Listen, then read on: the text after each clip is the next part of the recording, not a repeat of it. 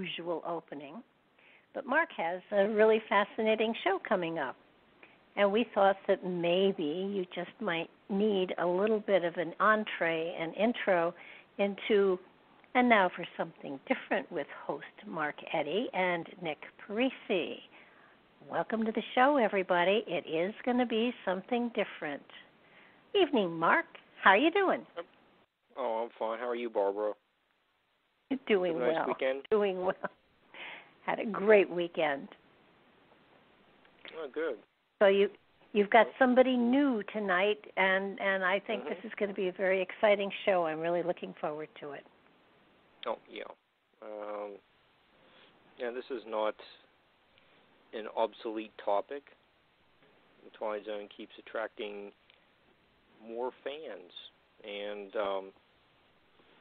it's like in early July, I had the good fortune of being asked to leave the cornfield to attend the Twilight Zone conference in Binghamton, New York. And after having met our guest Nick Parisi, I had him on several shows, and then I actually got to meet him and several of his other colleagues from the Rod Serling Archives and the Rod Serling Memorial Foundation. I'm hoping to get so many talented people on our show over the next few months. And it's like they were really captivating speakers, very informative. And let's see, you and I enjoy examining history, like giants and stone chambers and mounds. TV has also been a way to preserve history. It's a communication device that affects all of us. And out of all the shows, we know what show like the Larch comes from, and pork chops and applesauce and Hey Lucy, Little Buddy, but towering over all of them is the Twilight Zone. One of my favorite shows of all time. Yeah. So Nick Parisi is our guest, and his book, Rod Serling, His Life, Work, and Imagination, is going to be released next week. And wow, you want me to bring him on? I'm almost done with the little introduction. Nick is an attorney, Rod Serling scholar, board member of the Rod Serling Memorial Foundation, and game show host. We'll have to hear a little bit more about that. But Nick is on the leading edge of this revival of all things Rod Serling and Twilight Zone. So we're going to have 2 hours of thought-provoking discussion. So welcome, Nick. How are you? I'm doing good, Mark. Thanks a lot. That was a very interesting introduction. I got one thing I do. I'm actually not an attorney. I work for a law firm in real life, but I'm not an attorney actually. Oh, so okay. I'll disabuse you of that one. And game show host, I guess that was from the conference. I guess that was that a reference to? Okay. Yeah. Part-time game show host. Yeah. So that conference was really terrific, and a lot of us have kept in contact. I want to have all the authors on who were there, and Mike has stuff in the works as well. So I just hope the audience just will enjoy this series of different perspectives on their involvement with the Rod Serling legacy, and it's just intertwined with so many people now. And hopefully Amy will be on soon. Have her on. She was my lunch date at Popeyes. So she's a real sweetheart. So I want get her on too. She has an interesting book. But when we did the tour around Binghamton, there's actually a lot of places still standing that Rod would have known. Can you tell us a little bit about what is there, the streets that you can walk down, see his boyhood home, and the carousel up the street? There are several locations around Binghamton that still stand from when Serling grew up there in the 20s and 30s. His boyhood home at 67 Bennett Avenue in Binghamton is still pretty much the same way it was when he was a kid. They haven't changed very much of it, and that is still there. And just about, maybe a half a mile from there is Recreation Park, which is the park that he played in as a kid, and the carousel that he rode on as a kid is still there. The original horses are still on that carousel, and it was, the carousel that inspired much of the Twilight Zone episode Walking Distance. And they now have a plaque or a marker in the bandstand outside the carousel that declares it as the Rod Serling, creator of Walking Distance. The inspiration for it is that carousel, and the carousel now has artwork inspired by the Twilight Zone around the entire top of the carousel. So different episodes are depicted up there, and not far from there is what used to be Central High School, Binghamton Central High School, which is now just regular Binghamton High School, I believe. But when Rod graduated from there, it was Binghamton Central High School, and they have a historical marker out front that says, dedicated to Rod Serling, graduate of I forget the year he graduated. I guess it was 41, I think, 42, and so it commemorates that outside his high school. And then there are some other locations around town that have tangential, connections to the Twilight Zone in terms of inspiring certain locations, or certain episodes, or certain settings in the Twilight Zone. How did you get so enmeshed in the Twilight Zone? Well, I mean, I guess, that when I started watching the Twilight Zone when I was maybe 10 years old, something like that, mm-hmm. and I was, I was just mesmerized by it from the beginning. I was just something about it just hooked me immediately, and I became a fanatic about it pretty quickly, and when I was about 12 years old, that's when Mark Zickry's book, The Twilight Zone Companion, came out, and that book just kind of took my fascination with the Twilight Zone to a whole different level. It was, it was for people who don't know, or now, I mean, that book came out in 1983 or 82.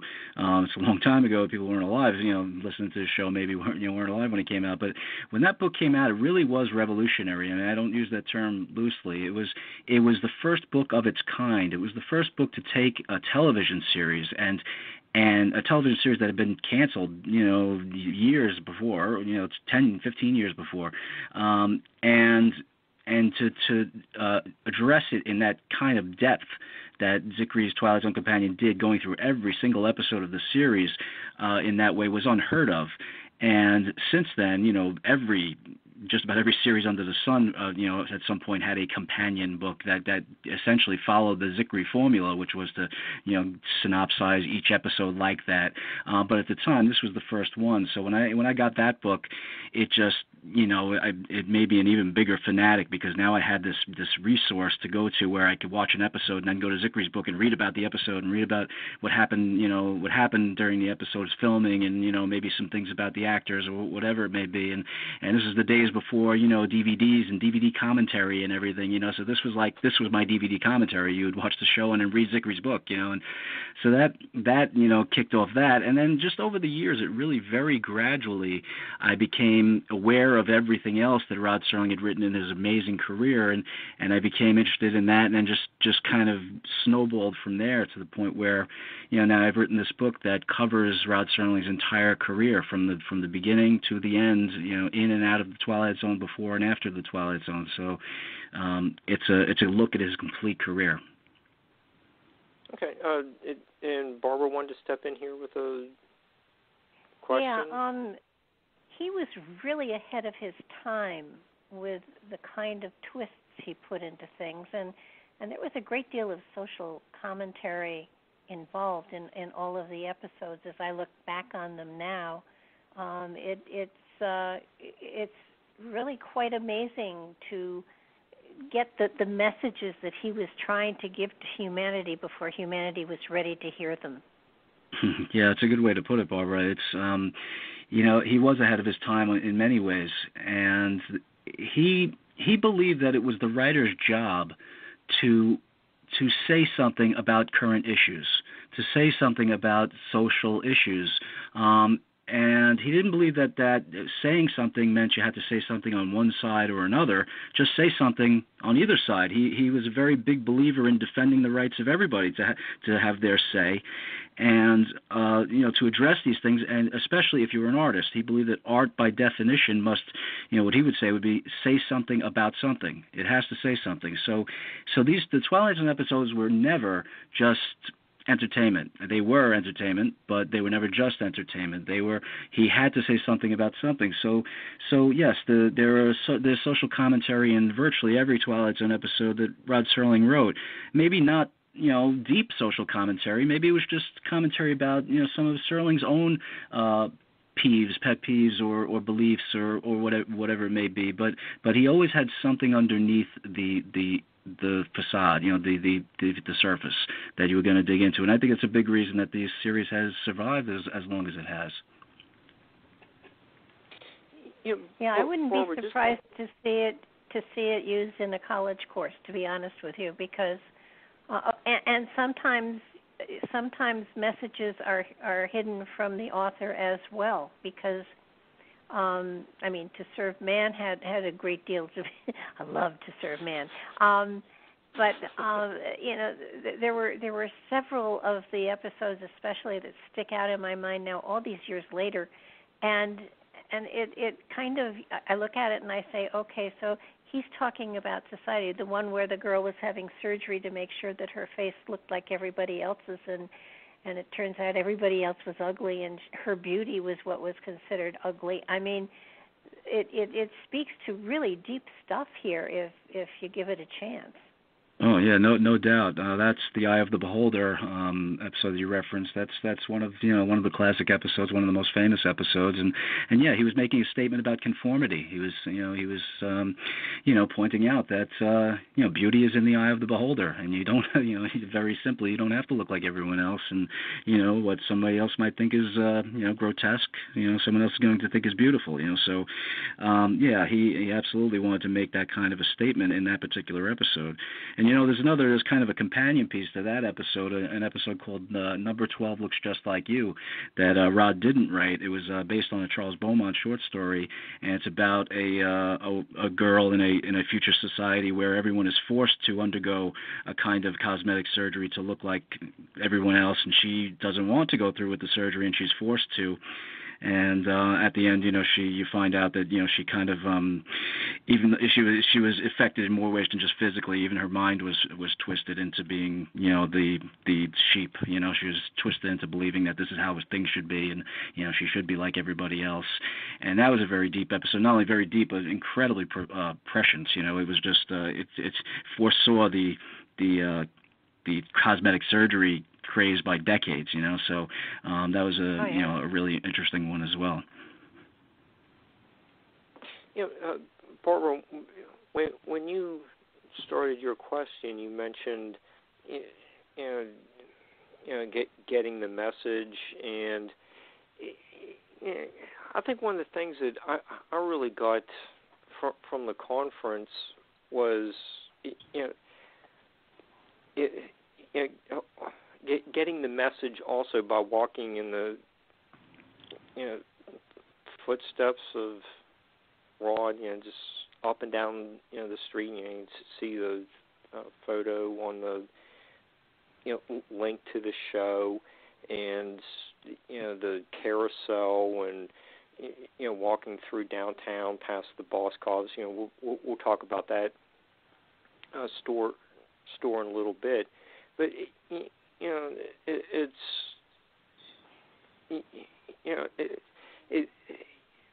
really helped me to start on the process of getting the message by just seeing the same things Rod saw, the landscape and the neighborhood,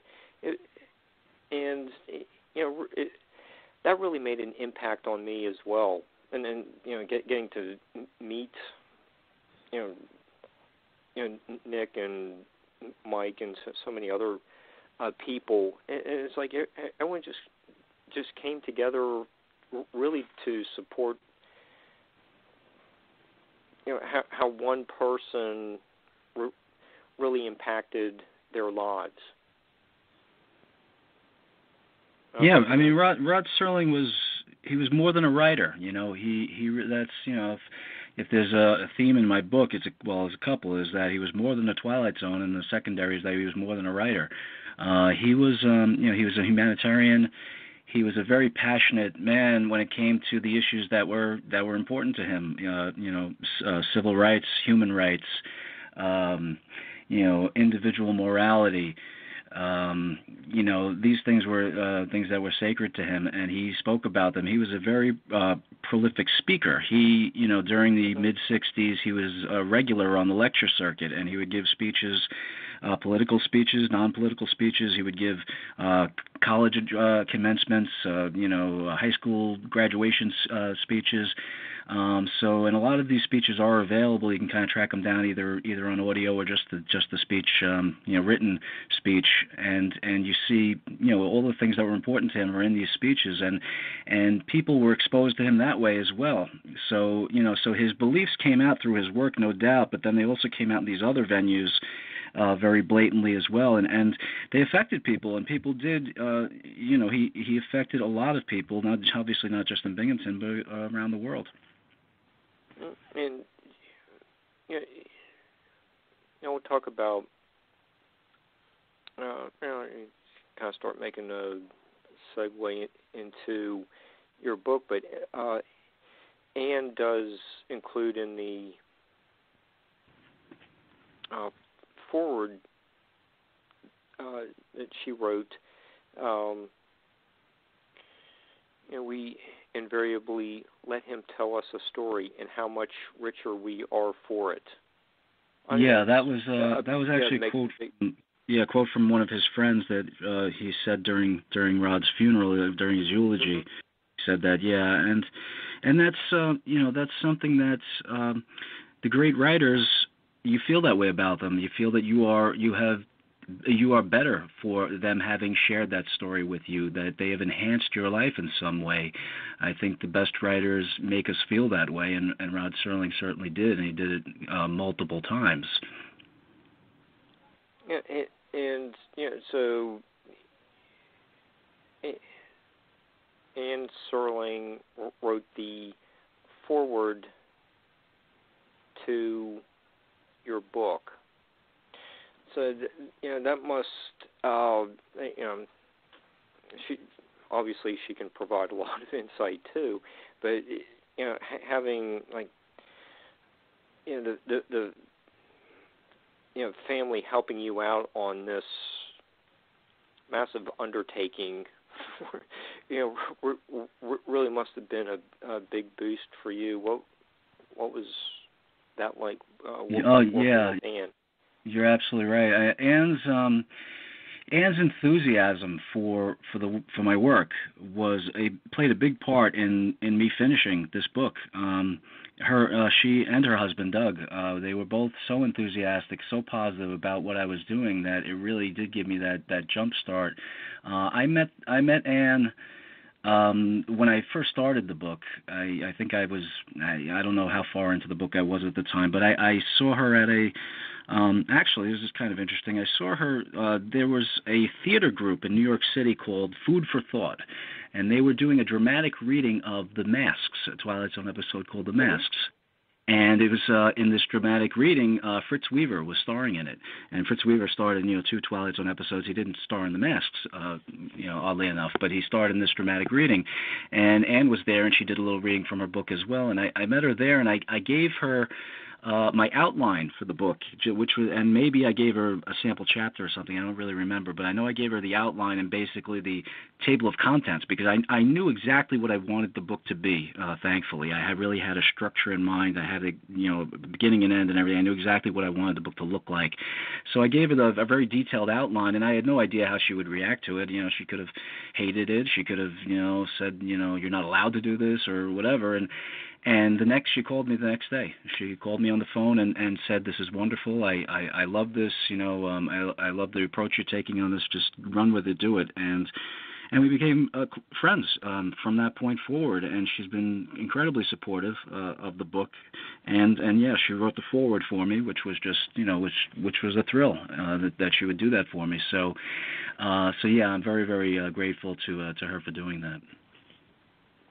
And she also notes how much travel you put into going to archives, and you discovered some other collections. Can you tell us a little bit about, this wasn't just looking up a few things on Wikipedia. I mean, this is some pretty extensive research to compile this authoritative biography. Yeah. Well, it was. It took me about 4 years of writing and research to write the book, and then maybe another year of editing and kind of miscellaneous things on top of that. But Rod Serling left behind an incredible paper trail. He left behind an incredible amount of material. And the bulk of it is in Wisconsin. It's at the Wisconsin State Historical Society. There's about 80 or 81 boxes of Serling scripts, correspondence, contracts, miscellaneous things, all there. It's all cataloged, of course. It's not just thrown in a box. It's organized to some extent. And so that was, of course, the first place I went, and to go through all of that stuff. Then there was another archive in Los Angeles at UCLA, which is not far from where Rod lived for most of his career anyway, in Pacific Palisades. There's an archive there of a couple dozen boxes, I think, of materials there as well. Then there's another archive at Ithaca College, where Rod taught late in his life, of materials there. And then there's an archive at Antioch College, Rod's alma mater in Yellow Springs, Ohio.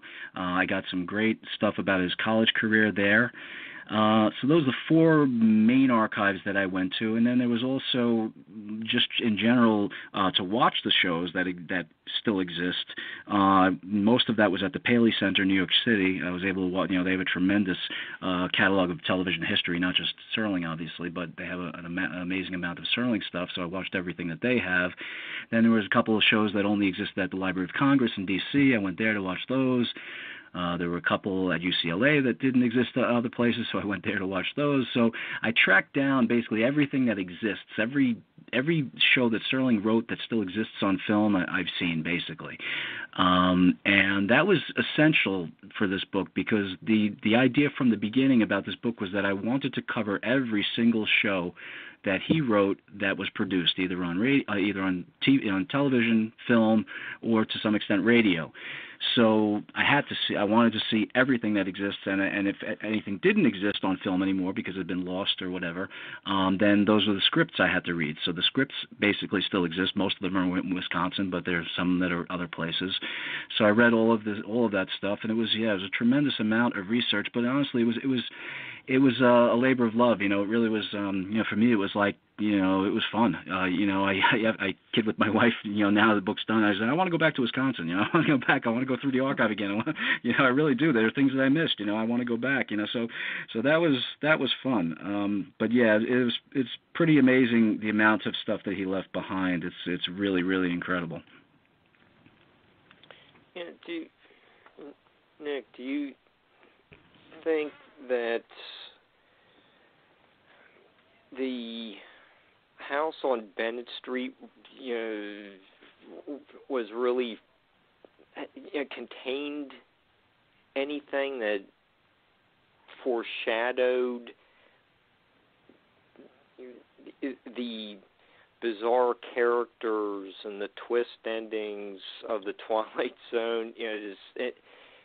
Where did all of this, this imagination come from? Well, I think that I don't think the house or the neighborhood or anything like that really had much to do with that specifically. Rod had a very well documented love for his hometown and nostalgia for his hometown after he left. I mean, he left Binghamton basically to go to war. So he left and joined the army and during World War II, and he saw some heavy combat in the Philippines. And he came back traumatized. He came back traumatized by war, and really for the rest of his life, he was always looking back and trying to recapture that innocence that he had in Binghamton when he was a kid before the war. So that it had a big effect on him in terms of shows like Walking Distance and or any of the nostalgic shows where someone's trying to regain that lost innocence, lost youth, or trying to go back in time. But as far as the twists and the supernatural stuff and things like that, I think that was just a product of his tastes. When he was a kid, he grew up listening to radio series like, The Shadow and Lights Out, and he loved comic books, and King Kong was one of his all-time favorite movies.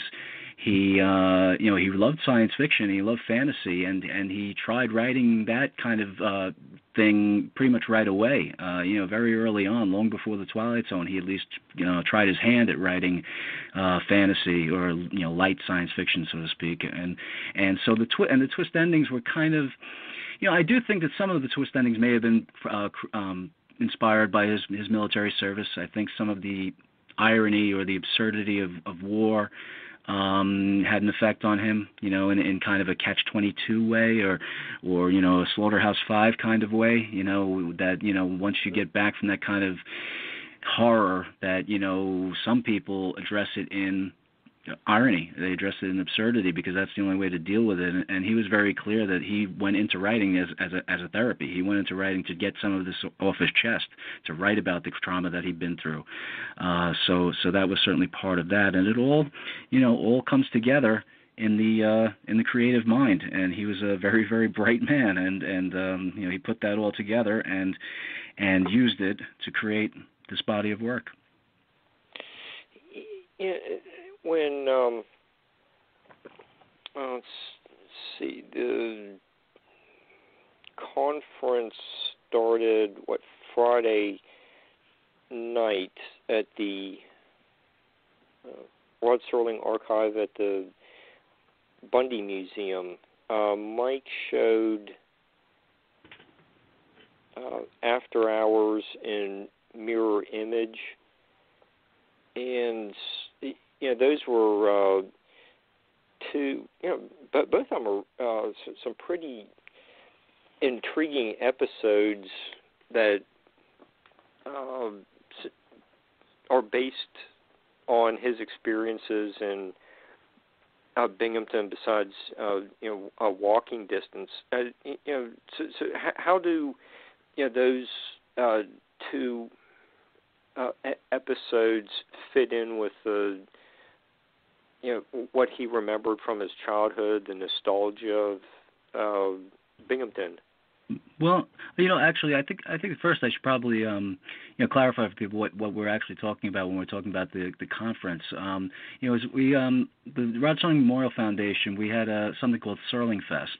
It was in the first week of July, right after the 4th of July, and it was a 2-day event for us, but then we did start it on the Friday night at the Bundy Museum in Binghamton.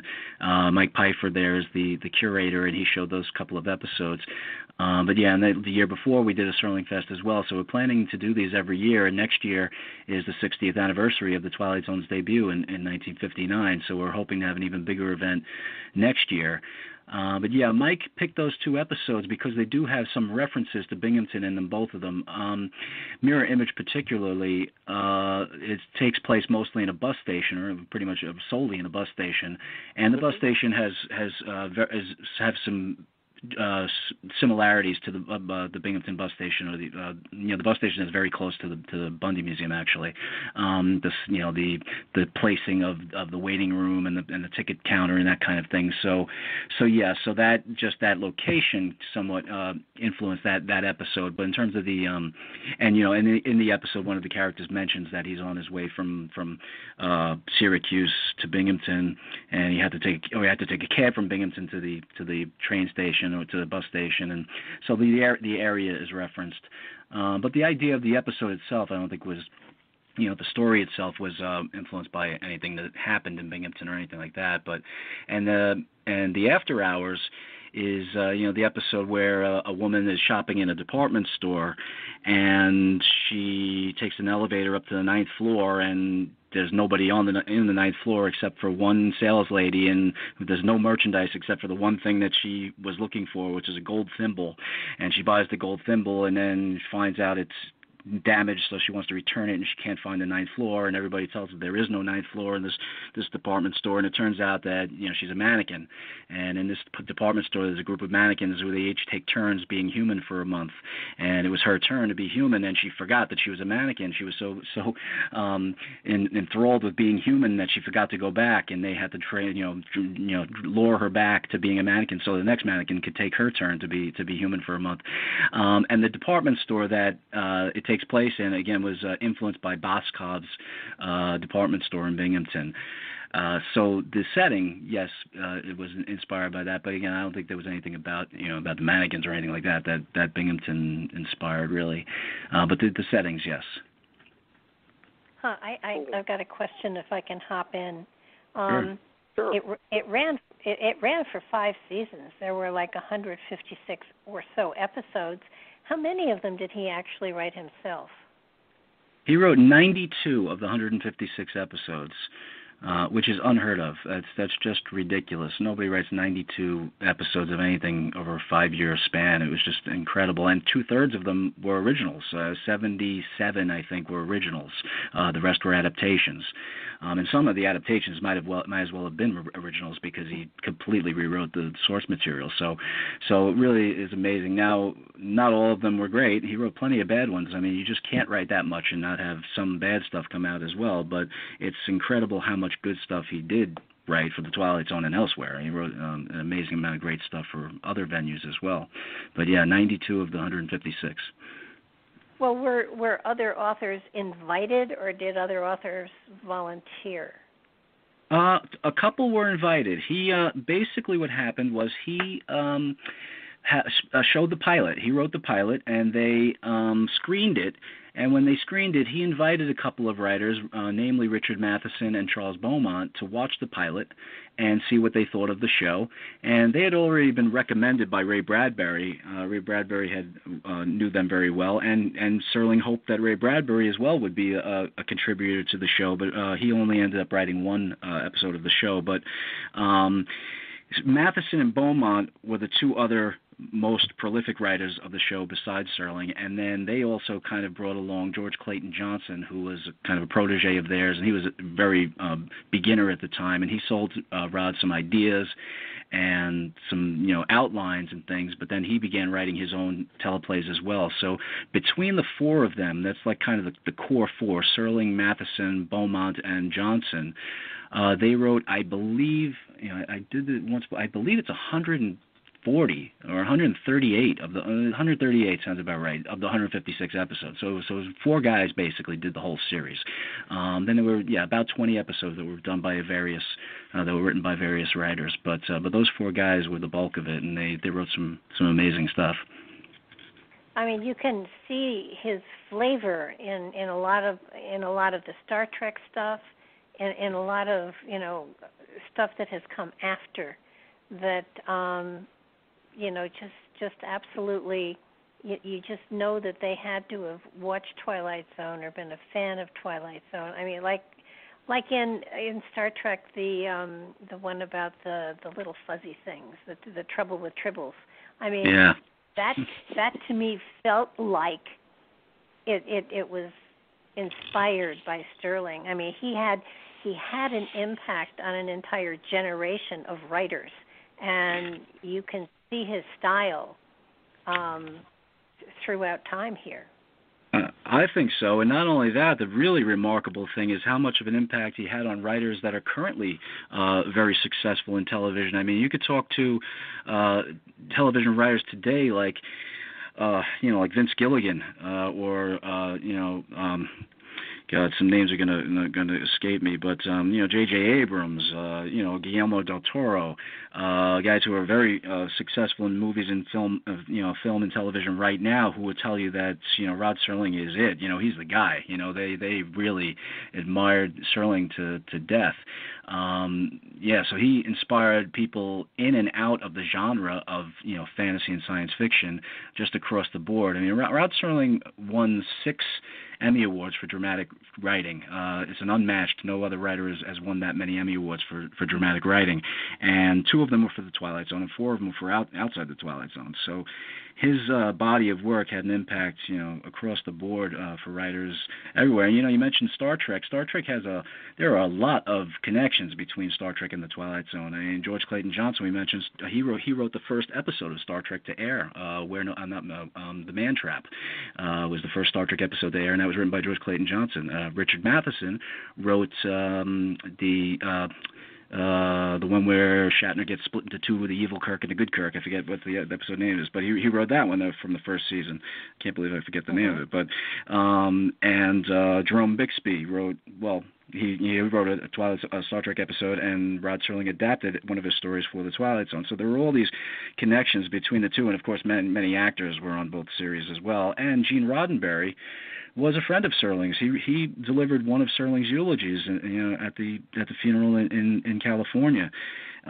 He admired Serling very much, and I think Serling definitely had an influence on him, and he would probably admit that if he was still around today. I think he's in space, isn't he? Roddenberry? Yeah, I think he was. Yeah, he was. Yeah, exactly. Yeah, he was launched. Yeah, yep. His work has always fascinated me, because to me it was, I love reading, and if I'm reading something and there's a mystery of some sort, 90% of the time I have it figured out before I get to the end of the book. But with his stuff, always he caught me and I went, oh shoot, that was good, Yep.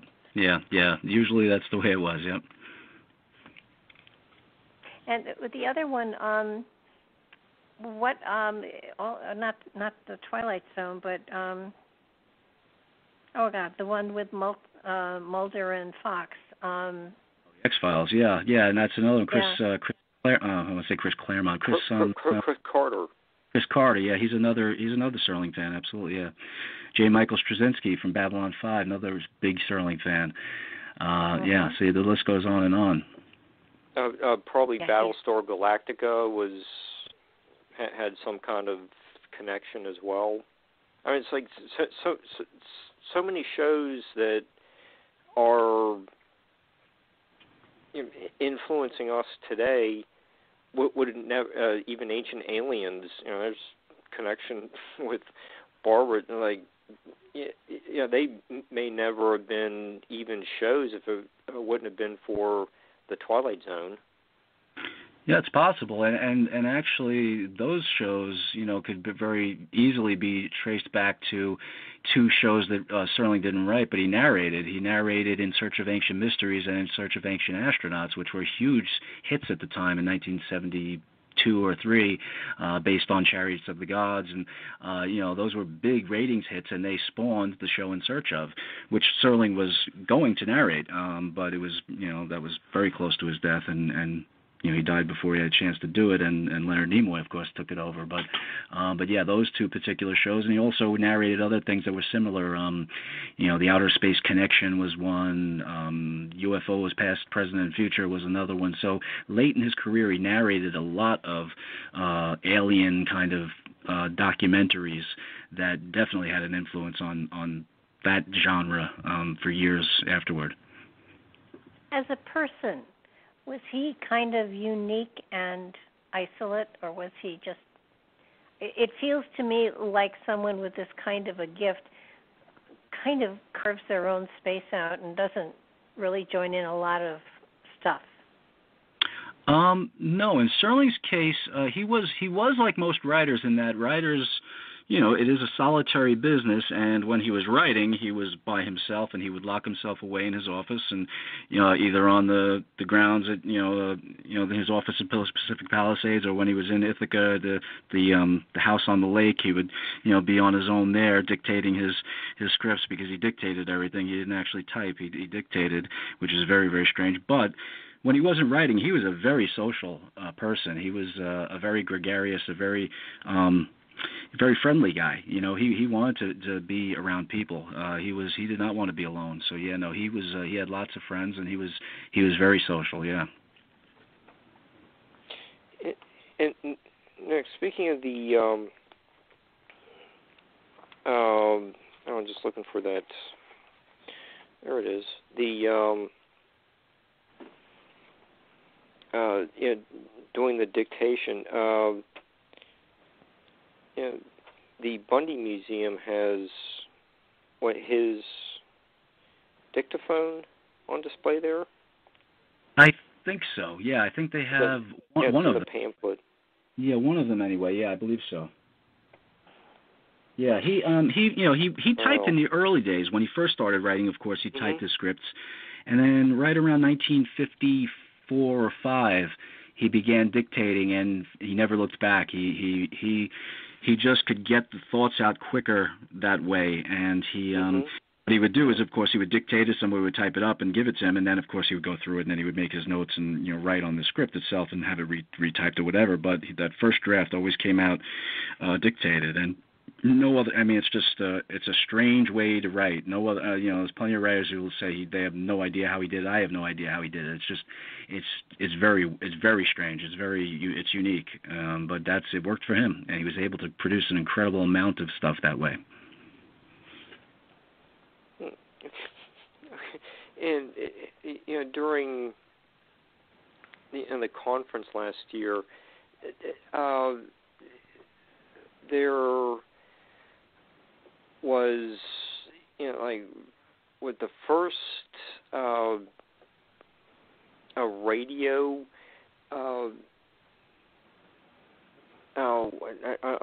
performance, yeah. Yeah, it was like one of the first times it's ever really been played to an audience. That was you could. It was a Memorial Day message that, and you could hear that voice. That what maybe 10, 15 years later that is going to start the Twilight Zone, but you could hear this personality starting to emerge. Can you tell us a little bit about that? Sure. Recent discovery. Yeah. Well, actually, I think you're putting two different things together. Actually, Mike Pfeiffer, actually, during his presentation, he played a radio broadcast that Rod had written when he was interning during college, and he didn't only write it. He performed it. He narrated it, and it was about the first Memorial Day, and just about recognizing the importance of Memorial Day, and this idea that people could very easily forget.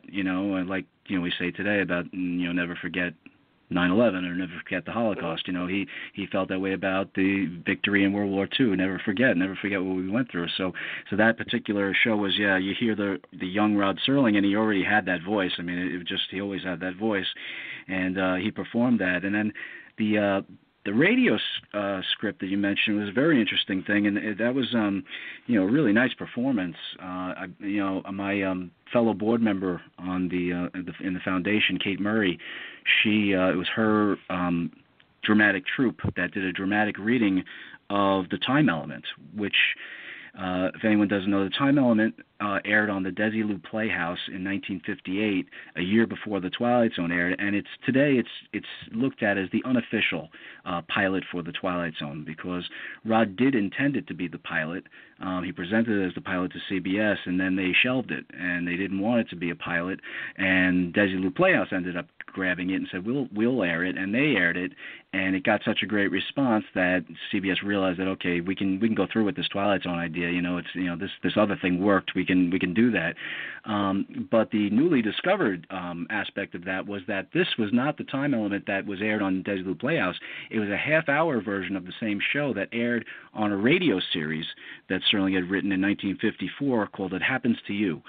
And it had been aired on that show, and it's never been heard since. I don't have it. It hasn't turned up anywhere. 2 episodes of that series actually still do exist, but not this one, unfortunately.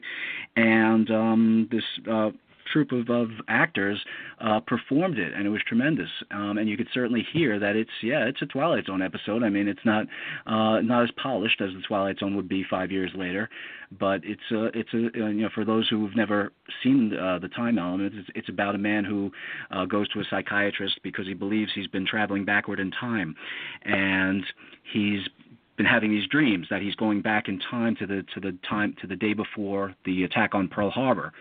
And the problem, he has this recurring dream, and the problem is that he doesn't believe it's a dream. He thinks he's really been going back somehow. And it ends with the dream progresses each time he tells the story. It progresses every time he goes to sleep, and it ends with him again having the dream. And now it's right. He's been trying to warn people about the attack, warn people that's what's coming, and he can't convince anybody that this is what's going to happen.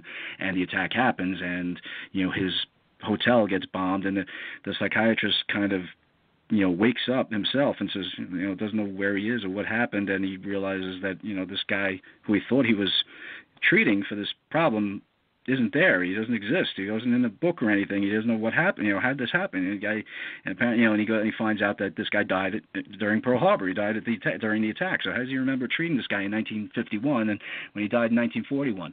And it was viewed as too out there. It was too outlandish for the quote unquote average television viewer to understand. They would be too confused by this ending. What happened? And so that's why CBS didn't want to air it. And when Desilu Playhouse aired it, as I said, it got tremendous response, and people loved it. So that really jump-started the Twilight Zone.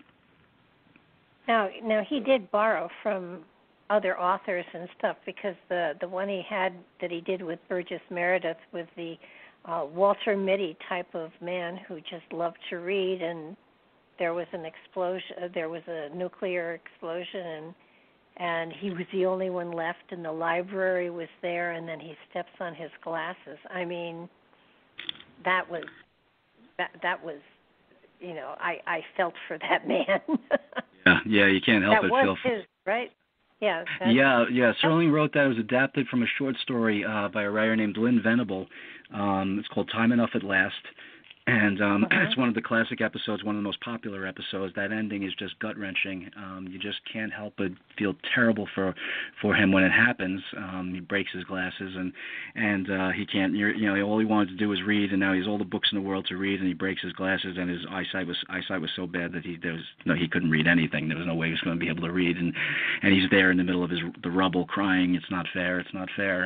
And that is one of my favorites for sure.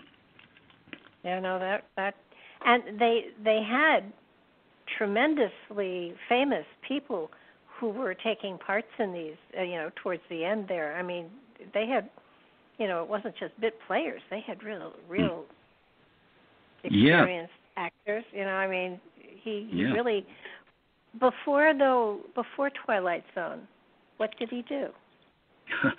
Well, before the Twilight Zone, Rod Serling was without question the most prestigious writer in television. He was at the top of the heap. He was the most critically acclaimed, the highest paid. He won three consecutive Emmy Awards for Best Dramatic Writing in 1955, 1956, and 1957. The first of those was for a show called Patterns on the Kraft Theater, and it was later made into a motion picture, a feature film. And that was for Serling. It was an overnight success. It turned him into a star overnight. And for those who don't know what television was like back then in 1955, they may think that this is hyperbole. That what do you mean he was turned to a star? He just wrote the show. What's the big deal? Well, a couple of things. One is that this was live television. This was the era of live television, and in the era of live television, when a show like this aired, it was like a Broadway opening night. And just as a critic can tank a Broadway show on its first night, if the previews come out and the reviews are terrible, that show could end immediately and never go anywhere. And the reverse is true as well. If a show gets rave reviews that opening night, it could run forever. Well, Patterns got the ravest reviews ever. It got, particularly Jack Gould in the New York Times gave it just a glowing review, said this was the best thing that's ever been on television. Literally. This was, it was a monumental leap for the evolution of television into an adult dramatic medium. And suddenly Rod Serling was just in demand by everybody. He was the golden boy. And at the time, and this is, I'm going to credit a friend of mine, Mark DeWidziak, I quote him in the book about this, but he, at the time, television and feature films were the enemy. They were antagonists of each other, and the studios at the time didn't want any of their actors to do television. It was forbidden. It was one of those things, you do not do television, because they were in competition with television. They thought that television was going to take away the audience from the movie theater. So what television did actually was they made stars out of the writers, not the actors, because these were anthology shows anyway. They weren't continuing characters, so it wasn't going to be the same actor every week anyway. But the writers could be, they could be capitalized on. And Rod Serling suddenly found that he was a star. I mean, a big star. So Patterns was an overnight success, and then the following year, Requiem for a Heavyweight on Playhouse 90 won the Emmy as well, and that was, if anything, even more critically acclaimed than Patterns. It was a huge hit, and this was an hour and a half, the first 90-minute teleplay ever written explicitly for television, and it swept the Emmy Awards, Best Actor, Best Director, Best Writer, Best Show. So that kind of solidified his perch. And then the year afterward, he won again for a show called The Comedian on Playhouse 90. And that was an adaptation of a short story, but it was it was very much a Serling-esque show, starring Mickey Rooney, who was brilliant in it. So there was those three particular shows, and now at that point he was writing for Playhouse 90, which was the most prestigious show in television at the time. It was a 90-minute weekly live television series, and he wrote 10 episodes of that series. So when he was kind of given the reins to say, what would you like to do? What would you really like to do? He had always wanted to do a science fiction show. It was always in the back of his head. He loved science fiction and fantasy, and he was going through so many battles with the sponsors and censors about these issues that he wanted to address in these shows, that he said, this might be a good time. I can do that science fiction show I've always wanted to do, and I can kind of slip this stuff in a science fiction context and get away with a lot of stuff that maybe I'm going to get hassled for on these other shows.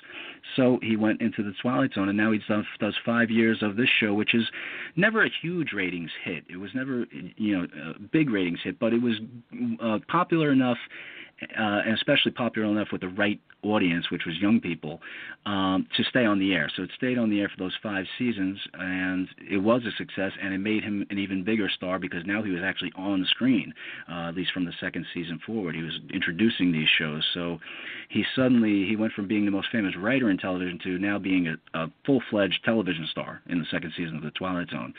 So, and then his career was just, was on its way from that point.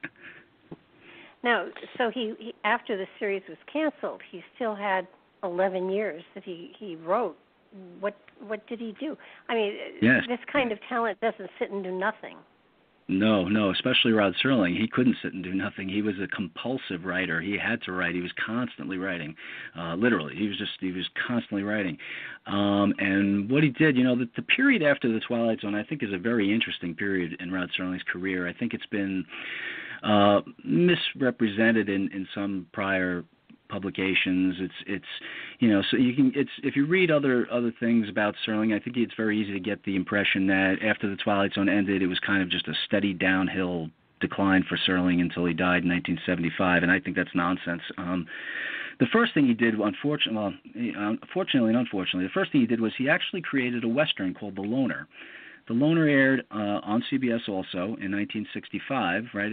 Basically a year after the Twilight Zone. It only lasted 26 episodes. It starred Lloyd Bridges as William Colton, the Loner, a Civil War veteran, and it was actually just released on DVD for the first time a couple of years ago, after being completely forgotten for 45 years or so, and I think it's a brilliant show. I think it's tremendous.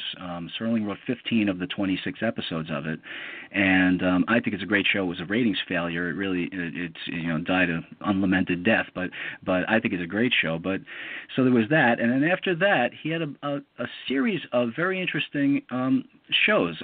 He co-wrote the original Planet of the Apes. Of course, that wasn't until 1968, but he started working on it in 66. So he co-wrote that. He wrote the political thriller 7 Days in May, which was very well received and a hit film and a very good film, and definitely the best screenplay he ever wrote.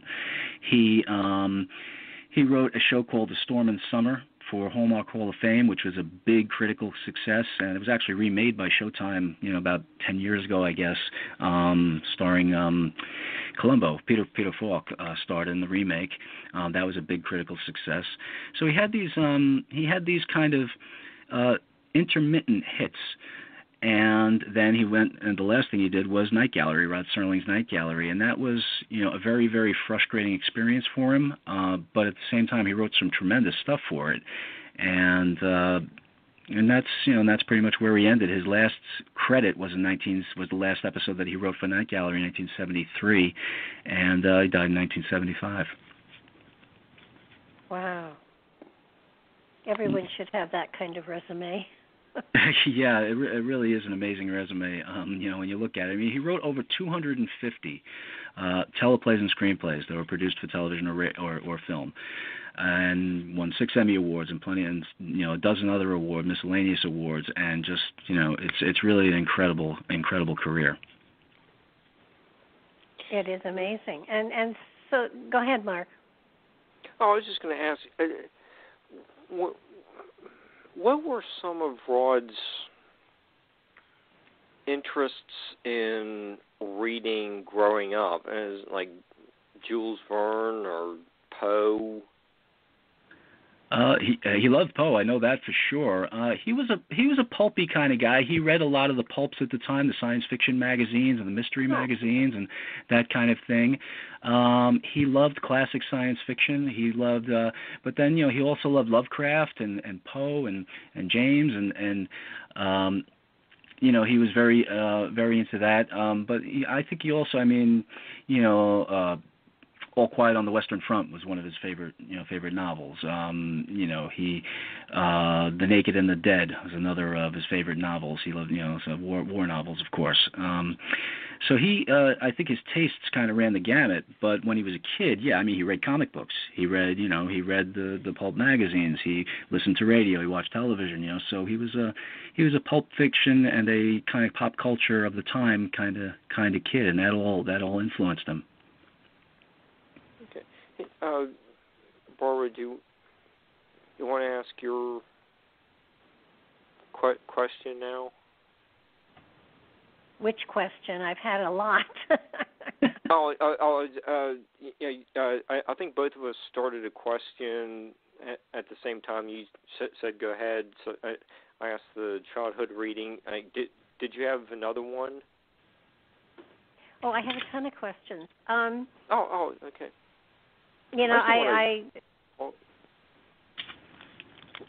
It's your show, Mark, for heaven's sakes. I just didn't want to hog all the airtime. you ask terrific questions. Well, thank you. He has been inspiration for a lot of people, for sure. And I know when I was in high school in the '60s, that I do think that his writing inspired me to always have a twist of some sort, to always say something, no matter how trivial the characters were, doing. There had to be a message, and I think that's probably one of the most important things that I learned from him. And now, he taught in colleges. What did he teach? Did he teach screenplay writing? Did he teach writing? Philosophy? What was he teaching when he was in the academia setting? He taught writing in general. Of course, his genre was screenwriting, so he did focus on that. And his students primarily wrote teleplays and screenplays. But I believe it was more of just a writing in general courses that he taught. He taught, believe it or not, he actually began teaching. His first teaching experience was back in 1951. He taught radio writing when he was just beginning radio writing himself. It was such a new not a new genre, radio writing, but was new to him even. But he taught that back in 1951 in Cincinnati.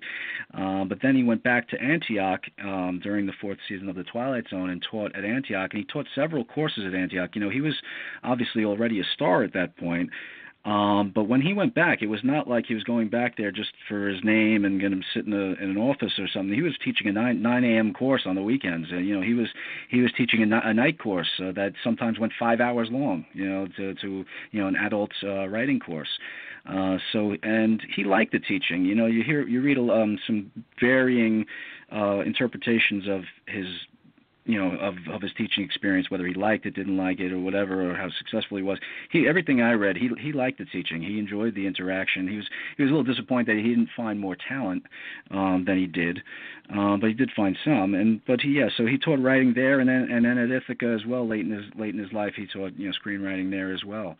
And I'm sure there's a lot of his lectures are still available. You can find them, some of them on YouTube.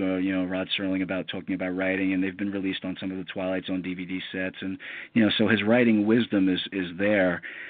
Thankfully, when I was writing the book, I had access to a bunch of lectures that he gave very late in his life in California at a place called the Sherwood Oaks Experimental College. He taught screenwriting there for 3 or 4 months, and I had access to a bunch of those recordings, and that was very, very revealing. So so he liked the teaching, and he went back to it a couple of times. He had a pretty extensive teaching career. Where did he stand on UFOs and things like that? Because I know that there were a few shows that he really did have astronauts and UFOs in, but not a lot. He was something of a skeptic, but he was very open to the idea, to the possibility, and he there's a quote from his widow Carol. They asked her this question, and she said he wanted to believe. And I think that's a perfect way to put it. He really wanted to believe that there were, that they were aliens out there, or that we'd been visited before, and he was very interested in all the different, the crop circles and these kind of things. And I think he was taken by the Von Daniken book. He really kind of bought into a lot of the theories in that book, and the documentaries that he did that were based on that book. So he kind of bought into that some of that stuff. But he was a very practical, logical guy, and he needed evidence, so he was open to it, but he was not going to be he wouldn't believe it unless he really did see some hard evidence of it.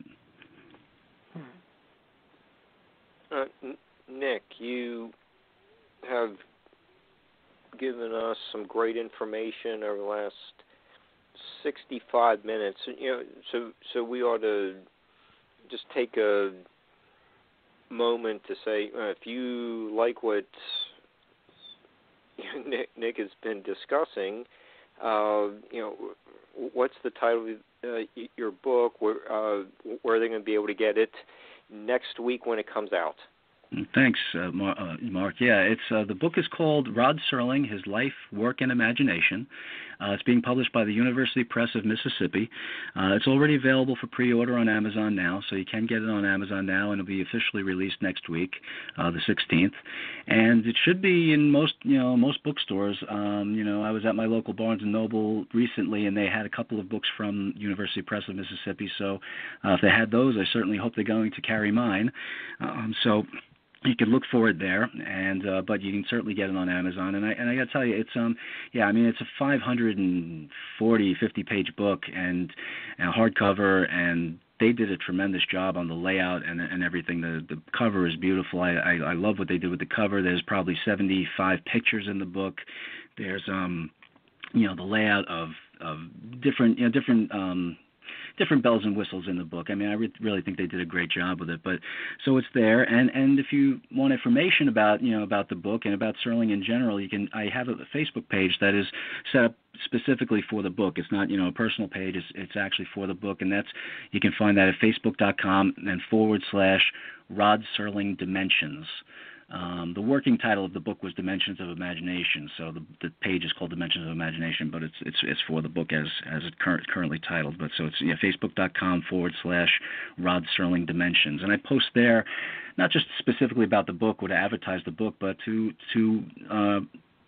spread the Serling news, and things about Rod Serling that people might not know, or quotes and links and that kind of thing. So really, everything Rod Serling that you could want to look for, you'll probably find on that page at one point or another. Okay. Well, so he was. Go ahead, Mark. I was just say, and that the book is going to be out a week from today. Yes. So just check Amazon and like I said, it is on Amazon already now, so you can get it. And in fact, if you're an Amazon Prime member, they're doing a really I hope it hasn't ended, but they've had a good special, a discount on the book actually. So so I would jump on that actually. I just got it. Yeah. Oh, terrific. It's still there. Well, that's great. Thank you. Oh, my pleasure. He got in on the very early days of television. I mean, in the early 50s was when television really started to be commonplace in the home. So that when this series started, TV had only really been something that people actually watched, and at that particular point in time, they weren't even broadcasting 24/7. The television went off at 11 or 12 o'clock at night, and that was it until the morning. So he was in the early days. He was right in the very beginning of television. He was right in there with things like You Were There and the I Love Lucy show, and all of the very, very early. He was a forerunner of what television has become, which the shows are classics. They're probably on YouTube someplace available for people to watch, and they really should check out some of them because they have messages in them for sure, and the writing is just phenomenal. Yeah, well, I've never understood it. Go ahead. You're absolutely. He was a pioneer. He was absolutely one of the pioneers of television. He was there at the very beginning. His first teleplay that aired was in 1950. This was at the very beginning of television, and he had written for radio prior to that. So several radio scripts, and he actually wrote for radio after that. So even the early days when he was writing for television, radio was still the big deal, really, for the first couple of years anyway. But he wanted to get into television. That was really what he wanted to do. But he actually created a radio series, I mentioned it earlier, called It Happens to You, and that was in 1954. So he had 4 years of television writing under his belt, and he actually then did a radio series in Cincinnati. So yeah, he was definitely a pioneer in the genre or in the medium. And not only that, but one of the first series that he really that he really wrote for, dedicated writing for, was called The Storm. It was a series that aired only in Cincinnati. It was a local series. It aired on WKRC TV, not KRP, but KRC TV in Cincinnati. And It was a dramatic show. It was produced and using only local talent, Cincinnati local talent, and it aired live. So very few of these shows still exist today. It depends on how you count, but kind of 1 to 3 episodes still exist of the series, and this was really like the first dramatic television series to be produced on a local level. This just wasn't done. I mean, at the time, television was produced in New York City or Los Angeles, and that was it. I mean, you didn't have local television like this doing an original dramatic series every week, and that's what this was. And of course, Rod Serling wrote every script. I mean, or every script of the second season of it. So he was just always incredibly prolific. He would just write. He was so productive, and so he wrote every script of this particular show for one season of it, and some of it's very good. But it was a type of series that he was able to cut his teeth on and hone his craft on a local level before he could, jump to the big leagues, in New York City on a national level. So you talk about pioneering. Yeah, he was a pioneer in the medium of television, and also on that local level, he was a pioneer as well. Oh. Nick, when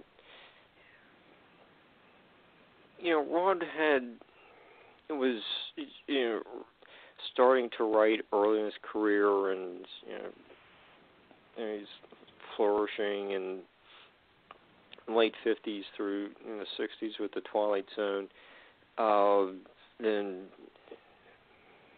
developing full-length 2-hour movies later in the 60s. What was Rod's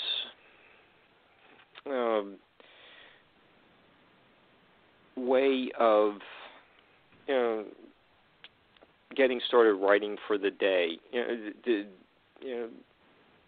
like have the window open during the summer and just sit in his office and talk on his like the the dictaphone thing, or is he pacing on a porch or something?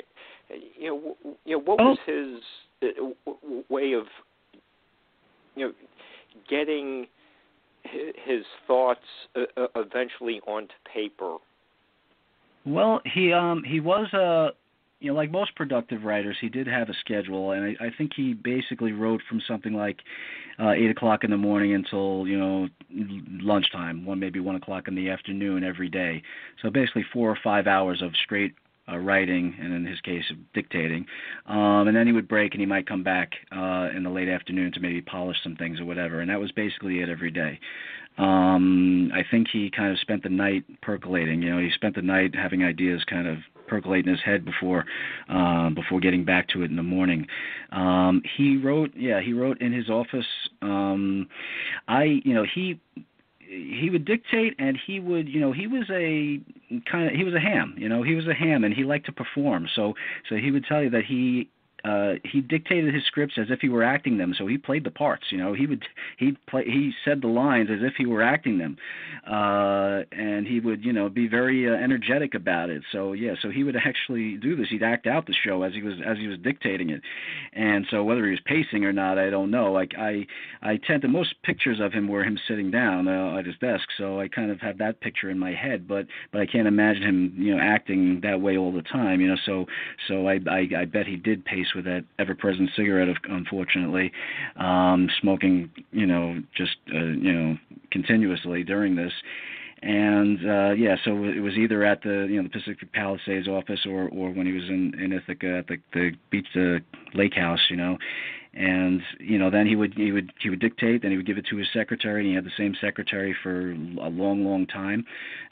She would type it out, get back to him, and then he would review it, and that may be what when on days when he had to review something, he would come back to it like in the afternoon or whatever, and go through it and make his edits or whatever it may be, and that was pretty much it. And with the Twilight Zone episodes, that was probably just about all he needed. He would dictate the script kind of one shot and then get it back, make some edits, and that would pretty much be it.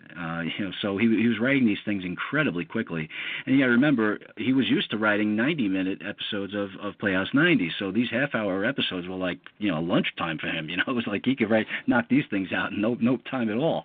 And which again is just amazing that they are as good as they are when you consider that. So yeah, that was basically his yeah. So a half-hour show was actually how much time? At that time, it was about 24 minutes. These days, it's more like 22, 21, because more commercials. But back then, it was 24. Yeah. And something that I find amazing. Serling always talked about that half hour or 24 minutes, and he would say how hard it is to create an in-depth character, a fully developed character, and a fully developed story in just 24 minutes. And the thing I find incredible is how often he succeeded in that. When you watch some of these shows, not just in the Twilight Zone but elsewhere, and you see exactly how he created this fully developed character in that 24 minutes by not wasting a word, not wasting a line. Every line meant something to that character, developed that character in some way, moved that plot forward some way. He didn't waste a word, as wordy as he could be sometimes. He didn't waste a word, and so it is amazing how often he succeeded in this very short, small window that he was given on that series and others. Oh my God, yeah. I mean, when you consider that we have 2- and 3-hour movies that don't fully, develop characters, that now he's got 24 minutes to create a person you can relate to, and then flow into as the story develops, and then be shocked by whatever transpires. I mean, when I think of the episodes, I think of them as much longer. And that's to his credit, because he was able to pull you into the point where you actually lost track of time, which is phenomenal. And he had to figure out an advertisement in the middle of it all too. So. Yep. Yeah. Unbelievable. Yeah, that's a great point about the 3-hour movies. You have a 3-hour movie and you don't remember some of the characters, and and he was doing it in 24 minutes and put them into your subconscious forever. It's amazing. Absolutely. And it sounds to me like he was very much like Hemingway. Hemingway stood at his typewriter for 8 hours a day, whether he had something to write or not. And it sounds like, pardon me for slipping into the metaphysical, but it really feels like he was channeling this material. Yeah, I'm sure it felt that way to him sometimes too. Yeah.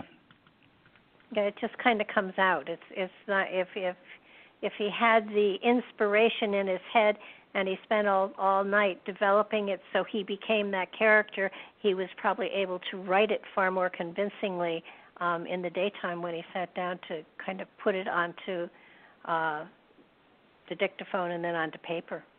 That's exactly right, and not only overnight, but he would hold on to. He would let those ideas percolate for a couple of weeks sometimes, and then before he started. So it wasn't like he had that inspiration and immediately jumped on the dictaphone and dictated it out. He was thinking it through for a while before then. So there was certainly that preparatory period before he got it out. Now, does his daughter write at all? Is she? Well, he has two daughters, Jody and Anne. And Anne wrote a beautiful memoir called As I Knew Him, My Dad, Rod Serling, that is about her relationship with her father. And that book was one of the things that kind of pushed me forward as well in writing this book, because it really did give me a picture of the man that I hadn't had before, a picture of the father. So yeah, she she doesn't mind me saying she's working on a novel now, so I hope she finishes it. I'm sure it'll be wonderful. So yeah, she writes, and his older daughter Jody is not a writer. She went into nursing, and I'm not sure what exactly she's doing now. Well, they were both in their 60s now, so I'm sure she's retired at this point. Oh no, come on, we don't retire till we're older than that. Yeah, I shouldn't say that, but I think she is anyway. Okay. Yeah, Barbara, do you have a feeling we just got another idea for a guest? Sort of, yeah. Yeah. Okay. have a feeling we'll be getting a couple more books. That's what I needed. Well, I highly recommend Anne's book. I really do. I'm not. It's just one of those things. If you really want to know the full picture of Rod Serling, it's really a must-read. Now, how long have you been doing this conference? This conference. The Serling Fest. This was just our second year, actually. Next year will be our third. But they have done things that were similar. This was more of a convention. It was more of a. It was fun. We showed Twilight's own episodes. We had, as we spoke about, we had that, radio performance. We had different presentations about different segments of Rod Serling's career. It was a fun thing. But previous to this, they had 2 or 3 actual academic conferences about Rod Serling where there were several speakers who got up and, really went into depth of, the themes in Rod Serling's work and that kind of thing. They haven't done those in a while, but there were a couple of those. And now, we're continuing with this Serling Fest idea. So again, next year is the 60th anniversary. So we're hoping to have a big, celebration for that, because they did have a big celebration for the 50th anniversary of the Twilight Zone in Binghamton. They had a TZ at 50 celebration, and it was very well attended, and it lasted several days. And so we're hoping to do something similar to that. Okay. Well, sounds fascinating. It's a lot of fun. It's a lot of fun to get people together and really, you kind of, you get all these people together who kind of speak the same language. You don't run across these people every day in your everyday life, but when you go to something like this, you suddenly find these people who are as fanatical about this man and this show as you are, and they know what you're talking about when you say certain things, and it's a great experience. Oh, the Twilight Zone Jeopardy people knew like every aspect of every episode. I was impressed. I couldn't process that much information, and it's like all these people knew like the most minutest detail about the episode, and just like right off the top of their head, it's like, gee, I have no idea. I'd have to, go through the whole bunch of books, and they just knew it. As soon as you say, they give you an answer. Yeah, so they are fanatical. Yeah, I kind of took a leap of faith when I was writing the answers and questions for that, because I just kind of hoped that they would be as knowledgeable as I thought they were, and they were. There was the team that won was great. They got pretty much everything. So yeah, it was really, really, really great. Yeah, that was a lot of fun, just trying to keep up with. What was it, the Cornfield Rejects? Yeah, we gave them all different, strange names, So there was a Cornfield Rejects, and I forget some of the other ones. They were all Twilight Zone inspired names, though. Did in your research, did you ever find out like what the town of Willoughby was based on?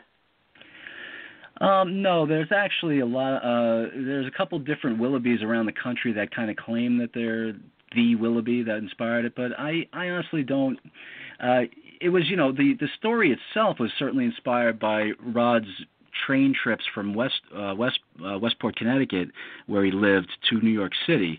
So that was, and the train that Garth Williams takes in that episode, they mention, Westport, coming up Westport, so it's the same route that Rod Serling took on that train. So that came from his life, but there's just the name Willoughby. I don't know exactly where that came from. I don't think really anybody knows for sure. I think some people might claim to, but I don't think anybody knows for certain. Okay. Hey, Barbara, do you have a question? I do. You keep hearing me catching my breath, don't you? The Planet of the Apes. He helped to write, or he wrote the first one, and then he didn't follow through with the others?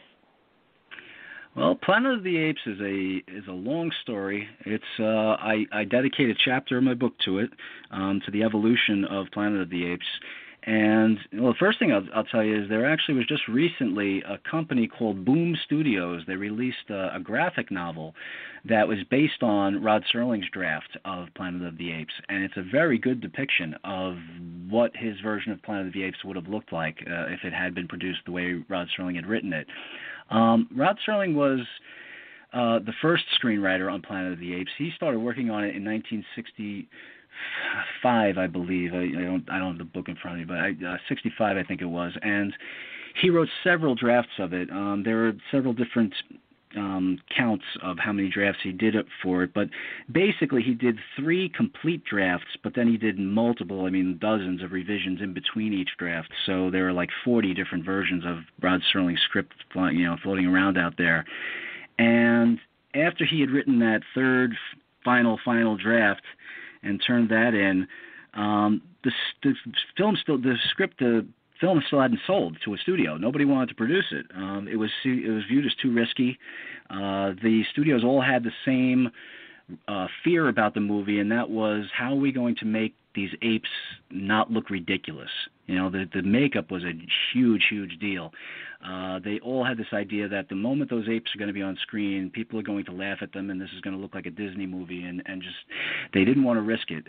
But the producer, Arthur Jacobs, just really believed in this movie. He believed it would be a huge hit, and he was persistent. He was the champion of this movie, and he finally did sell it to a studio. And Warner Brothers had it at one point, but then Paramount, I believe, released it eventually. I hope I'm not wrong about that, but I forget studios. But anyway, it finally sold, but when it sold, they needed to reduce the budget. That was the other big fear, of course, is that, the apes need to look realistic, but we also, how are we going to make the apes look realistic and then build a city for them and because Rod's version of the script was similar to Boole's novel, which is set in more of a modern setting. The apes are like us. They live in houses. They go to work. They wear suits. They drive cars.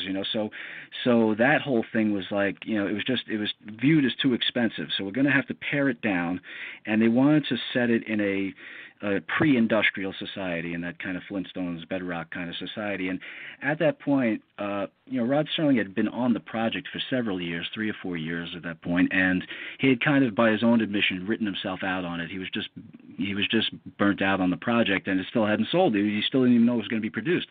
So he kind of the studio and the producer also were not satisfied with Serling's script. They weren't satisfied with his final draft, and they thought the dialogue needed to be beefed up, and certain things needed to be improved. So they kind of mutually agreed that he'd bow out of the project and they'd get somebody else. And eventually they hired Michael Wilson, who took Serling's version of the script and basically followed the structure of it. He followed the scene-by-scene structure of it to a great extent, but he rewrote almost all of Rod Serling's dialogue. Virtually, I think there's only maybe 2 lines left in the final version of Planet of the Apes that Rod Serling wrote. Now, there's probably lay people who will say, well, then what did he write? He didn't write any of the dialogue. Michael Wilson wrote this movie. Well, that's not a screenplay is more than just a dialogue. A screenplay is incident, it's action, it's theme, it's character, and Rod Serling's imprint on that initial version of the script survived into the final version, and he did, very importantly, write the ending. The ending was Rod Serling's ending. One of the biographies somehow gets this wrong and says it was Michael Wilson's ending, and it's not. It's in Rod Serling's early drafts. It's there in black and white. He wrote the Statue of Liberty ending. So he wrote the ending, and so the script the movie is ultimately credited as written by Michael Wilson and Rod Serling, and that's the way it should be. They both had input on the screenplay. Michael Wilson wrote virtually all of the dialogue, but he was working from Rod Serling's drafts, and if he hadn't had Rod Serling's drafts to work from, the movie would be very, very, very different. The first thing that Rod Serling did was he made the novel filmable. He gave it that thread of the story thread through it. It's very different than the novel. The novel is to be real honest, it's boring. For the first third of it, it's a slow book. It's very much an observational thing about, the astronaut observing these apes and how they interact in the class system of the apes and everything else. And it's just, Rod Serling was the one who gave it a lot of the incidents. A lot of the things that happen in the movie were in Rod Serling's script. So when it was ultimately released, he was co-credited with Michael Wilson, and right after the movie opened, and it was almost immediately a phenomenon. It was a huge hit, obviously, and it spawned several sequels and reboots and everything else. He actually approached Arthur Jacobs almost immediately with sequel ideas, and they were talking sequel ideas. He submitted a full outline of a sequel that he would like to do. I talk about it, write about it in the book, but it wasn't used, and in fact the scheduling just wasn't right for Serling at the time. He couldn't do it. It just wasn't. He couldn't fit it in. The rest is history, kind of. But he actually he pitched that sequel idea, and then he actually was involved in the Planet of the Apes television series that aired in the early 1970s. He basically wrote the Bible for that series. He gave it the kind of the structure of these astronauts who were on the run from I haven't seen the series in so long, but they were on the run with a peaceful ape, and they were being chased by the more militant apes or whatever, and he wrote a couple of scripts for it that weren't produced, but he kind of wrote the Bible for it, so he was involved in that. And then if you happen to notice, but the first reboot, well, not the first reboot, not the Mark Wahlberg one, but the later one, the main character is named Dr. Will Rodman, and that's for Michael Wilson and Rodman Edward Serling. So they tipped the hat to the original screenwriters in that. Okay, and staying on the Planet of the Apes topic, one of your colleagues at the Rod Serling Memorial Foundation is Gordon Webb. He was involved with Planet of the Apes too. He has a book on it. Can you tell us a little bit about his connection to Rod Serling? Yeah, well, Gordon is, he's a member of the board as well. He was vice president of the foundation up until very recently, and he wrote an article years ago that was published in Screenwriting Magazine. I apologize, I forget the title of the magazine, but he researched the evolution of the ending to Planet of the Apes because, for the same reason I had said that, when he read one of the biographies that said Michael Wilson wrote this ending, he thought, like I thought, wait a second, that's impossible. How did, that's such a Serling ending. How did Rod Serling not write this? And he went to Ithaca College and read the early drafts of the script and said, no, Rod Serling wrote this ending. It's right here. And so he wrote a pretty in-depth article about the evolution of the ending and some other aspects of the film as well. And at this recent Serling Fest, he kind of expanded on that and went through a lot of the similarities between Rod's early drafts and the filmed version. And a lot of it was, as I said, a lot of the incidents, a lot of the things that happened were already in Rod's script. So he's been very involved in that research. It wasn't a book, but it was a couple of articles. I think it was published in a couple of different magazines actually. And he at the conference he really spelled it out very nicely of how what survived from Rod's drafts into that final filmed version. Okay, out of all the just mind-blowing Twilight Zone episodes, which one is your favorite?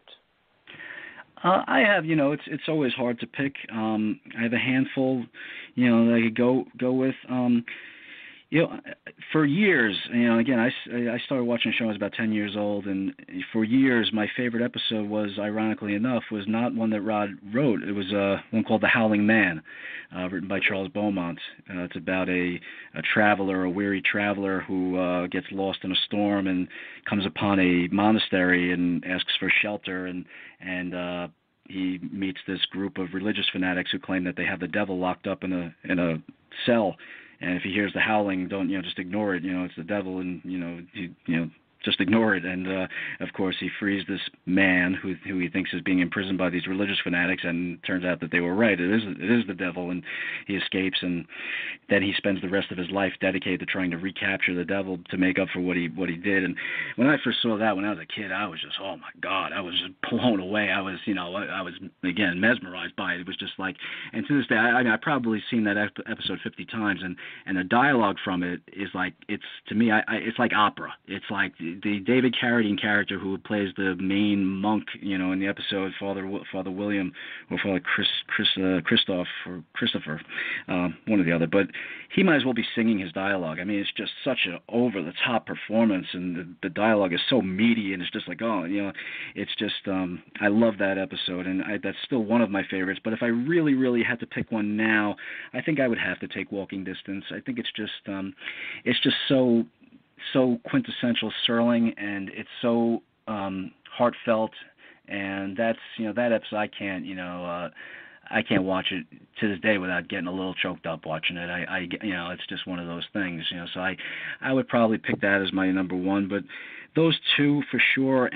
And I always tell people that, my list of favorite Twilight Zone episodes is going to be pretty boring, because I generally think that the ones that are considered the classics are classics for a reason, and those are my favorites.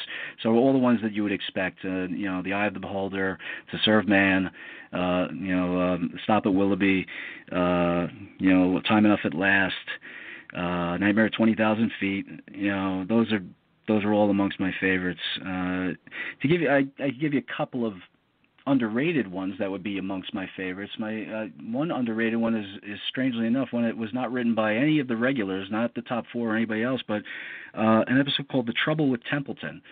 It was written by a man named E. Jack Newman, and it's a very Serling-esque story about an actor who finds that he's gone back in time to when he was more of a star actor, and he meets his girlfriend at the time. I don't think it was wife, maybe, girlfriend at the time.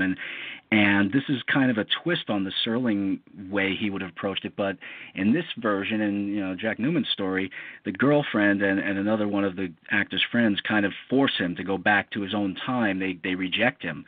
They pretend that they don't want him there, and they the girlfriend is mean to him, and everything, and they send him back, and you find, and at one point you see that they have a script that says what to do when Jack comes back. I forget the character's name now. I can't believe that. But what to do when he comes back. Like, they're actually working from a script. And he goes back, and when he goes back, you see the look on the girlfriend's face where she's just devastated that she had to do this to him, but they did it for his own good, because he's got to survive in the present.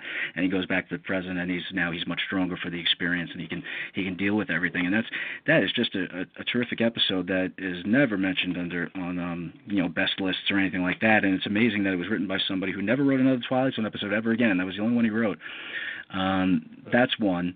And some of the more comedic episodes I actually don't mind as much as other people do. I really like a kind of a stopwatch about the overbearing guy who gets a stopwatch that can stop time, and at the end of the episode, he breaks the stopwatch, and everybody's stopped in time forever except for him, so he's all alone for the rest of his life.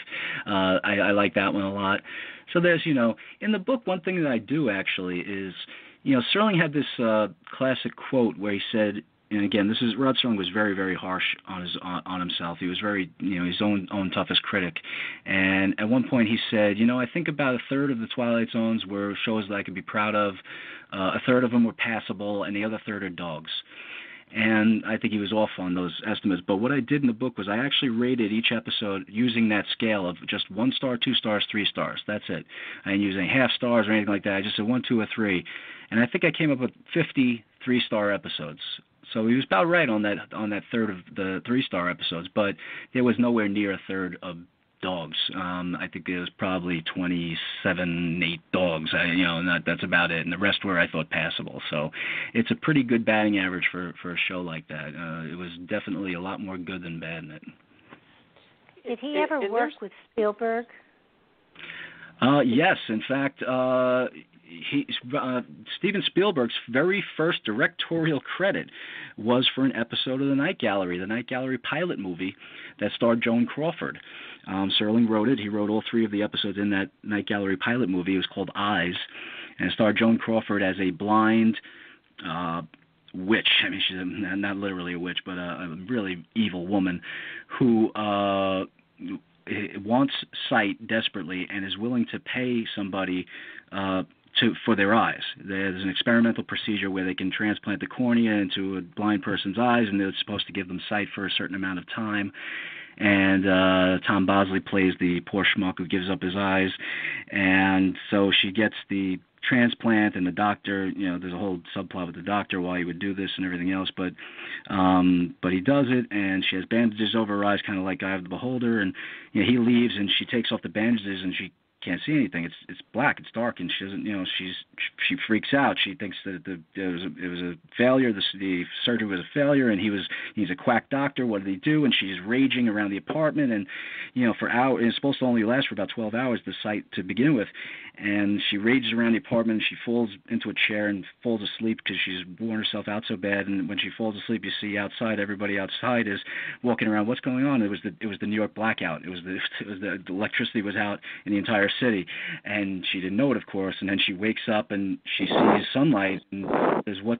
Like, I can see it. It worked." And then her eyesight lasts about 5 seconds, and she sees the sun, and she realizes she's out of time, and she falls out the window to her death at the end when she just realized she just had the sight for 5 seconds. But so that was Spielberg's very first directorial job, and he was certainly influenced by Serling and the Twilight Zone in pretty much all of his work for the first 15 years of his work. I think E.T. and he produced Poltergeist, and those are both very Twilight Zone-esque movies, so I think he was very much influenced by Serling in general.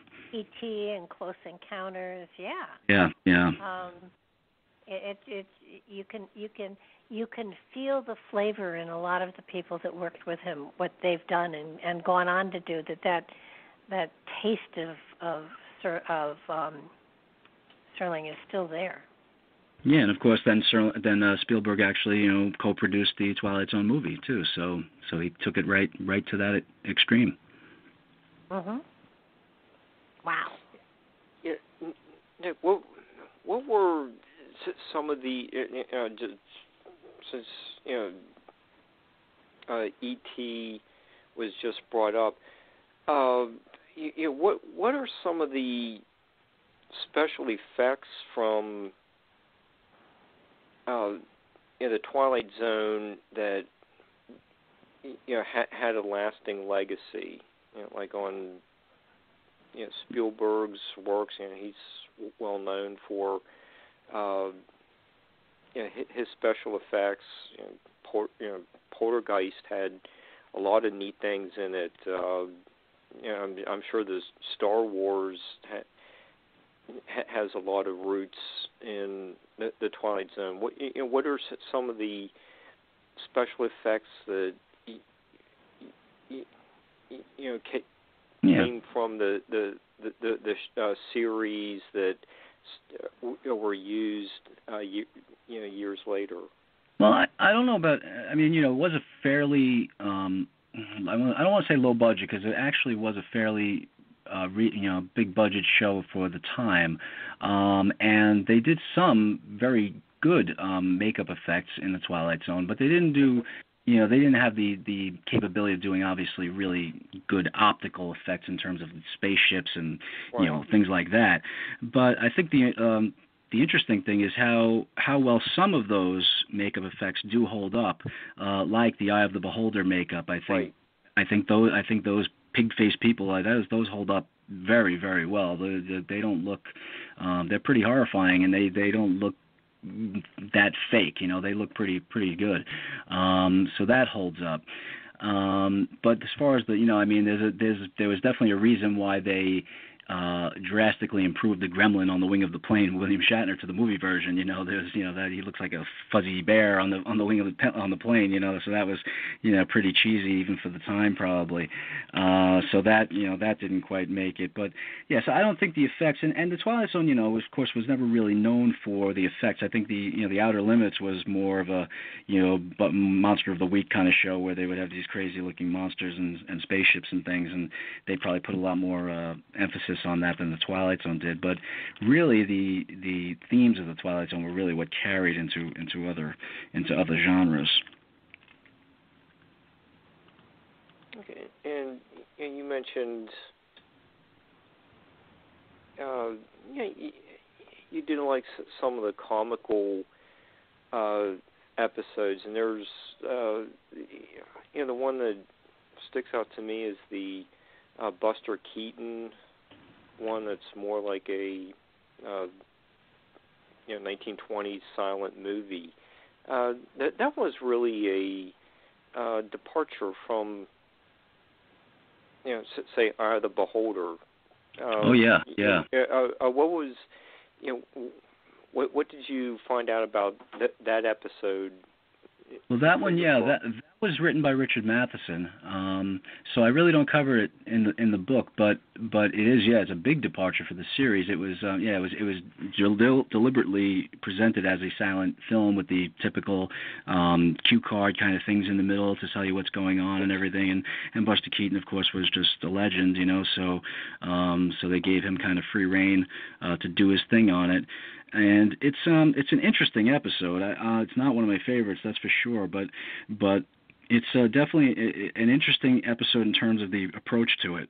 So it was to do a silent episode on Twilight Zone was a nice idea, but I don't think it quite came to fruition, so well. But other comedic episodes, the comedies on the Twilight Zone tend to get vilified. People hate the comedies, and there's some that I think deserve it to be hated. But for the most part, I find the comedies just to be kind of enjoyable. I don't think they don't offend me. They're kind of inoffensive. Some of them are entertaining. Some of them are better than entertaining. I mean, I think there's two very, very good comedies. One is, I mentioned, a kind of a stopwatch, which some people don't even see as a comedy really, but I think there's a lot of comedy in that until the ending. And the other one I really, really like is Hocus Pocus and Frisbee. Hocus Pocus and Frisbee starred Andy Devine, who was a comedic actor, and he's a he's a liar. He's the world-class liar. He's constantly saying things about himself that aren't true. That he was, a war hero, and he was an astronaut, and he was a meteorologist, and he was all these different things. And these two aliens visit Earth, and on their planet they have no conception of the word lie. They don't know what a lie is. They think everything that this guy's been saying is the truth. So these aliens come down to take him back to their planet as an example of the best of humanity, and they kidnap him and they bring him onto their ship, and he's always playing his harmonica, and he ends up getting away from them because he just takes out the harmonica and starts playing it, and it turns out that their ears are it's like a death whistle to them, and they start collapsing from the sound of the harmonica, and he runs out and goes back to his friends, and he tells them about being abducted, and of course they don't believe him because it's the boy who cried wolf. Now he's been abducted by aliens, So I thought that's probably my favorite of the comedies. That's legitimately funny. He certainly wrote that one, and it was based on an idea from someone else actually. But so there are episodes like that. But one of the funny things about the Twilight Zone in general, and I talked to some about this just recently, is it's amazing how your favorite episode, whatever it may be, somebody else hates it. I mean, it's like, hates it. And the episode you think is the absolute worst Twilight Zone episode, somebody that's their favorite episode, favorite one. It's not even like they think it's okay. There's somebody out there, I think an episode called Come Wander With Me from the 5th season is the worst Twilight Zone episode by a mile, and somebody out there is going to say that's their favorite episode. I guarantee it. And it's amazing how the series just affects different people in different ways, dramatically different ways, and I guess that's one of the beauties of the show. Well, there are different strokes for different folks, absolutely, and there's no accounting, but it feels like the ones that, as you're talking, I'm remembering most of these, and it's like just some of them spoke to me. some of them had a lesson for me in them of some sort or another. And I've always hung on to them because they triggered something in me that opened me up to something else that I could, another direction I could go, or something else in my life, or it mirrored something that was going on in my life, so it gave me a better perspective of what was going on. So, I mean, he definitely was in putting into all of these subtle messages that are quite remarkable. And Nick has unfortunately dropped off, Mark, so it's going to be you and me unless he calls back in. Oh, okay. Well, we have 6 minutes left. This was quite an amazing show, and I think he was absolutely, he has so much information that he's worth having back on again after we both read his book, because it's certainly, now I'm going to have to go back and I'm going to have to try Netflix, and I'm going to have to see if I can find all of the Twilight Zones, because he mentioned a couple that I didn't remember, and that I'm going to have to go back and catch up on and see if I can find them.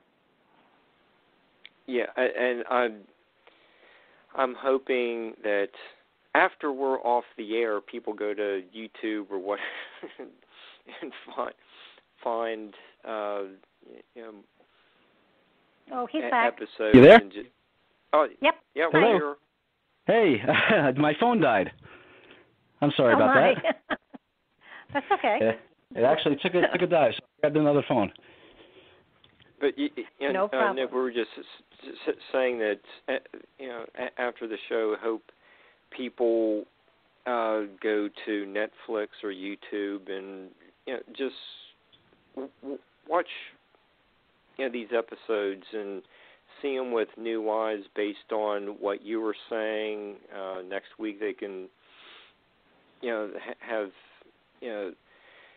get your book and watch the episodes with a little bit more of an understanding.